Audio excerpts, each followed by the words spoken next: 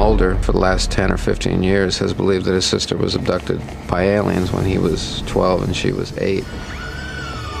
He's kind of a very odd guy who's made a really odd choice with his life, which was, you know, in most people's eyes, kind of a stupid endeavor. To devote all his energy to chasing UFOs. So who did you the evolution has just been the experiences.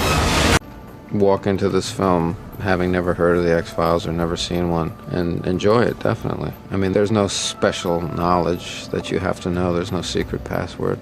We begins with, why do we have these dead bodies and what killed them? I can't tell you what killed this man.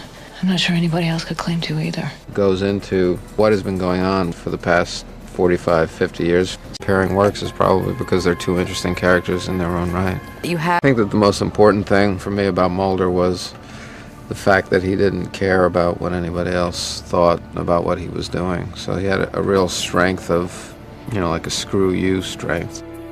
And the show have evolved and gotten much more sophisticated and much better as we've gone on. Being an actor, you know, it's very easy for me to relate to Rob because I've been doing it for almost 4 years now. I mean, we have a shorthand. He understands the way I work and I understand the way he works. Okay, in this scene and the show will be familiar with the kind of obstacles that Mulder and Scully run into. Well, that's one of the things I like about the character is that, yeah, he's very cerebral, but, you know, he can get out there and jump on a train and, you know, run around and get beat up and do things like that. So I'm used to doing those kind of things, and on this there's been a lot of physical stuff. There's been a lot of like climbing and a lot of jumping and running.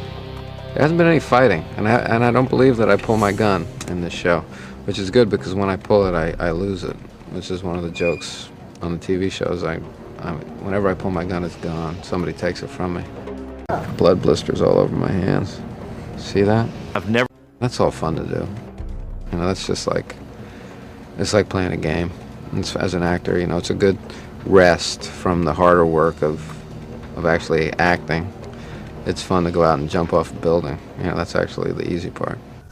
We were chased by helicopters at a altitude that was a little too low for my liking, or at least my hair's liking.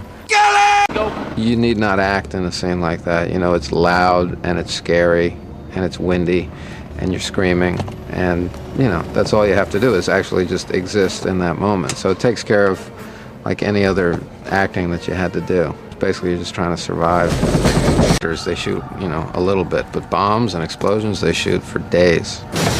They're kind of like amusement park rides when you do scenes like that, because, you know, they've got the car up on hydraulics, and I always say let's shoot the first take, because, you know, they want you to get used to the movement, but I don't want to be used to the movement, because, you know, if God forbid you're ever around a bomb that explodes, you don't get to say that. You know, can you just explode in my face so I can get used to what it's like?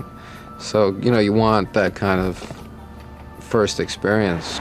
One of my favorite experiences, because, yeah, I like it when humans control the set. Some of us through them, and, you know, the head B guy who seemed a little odd to me. He was telling me that, you know, they're not going to sting because of some pheromone or something, and I took him at his word.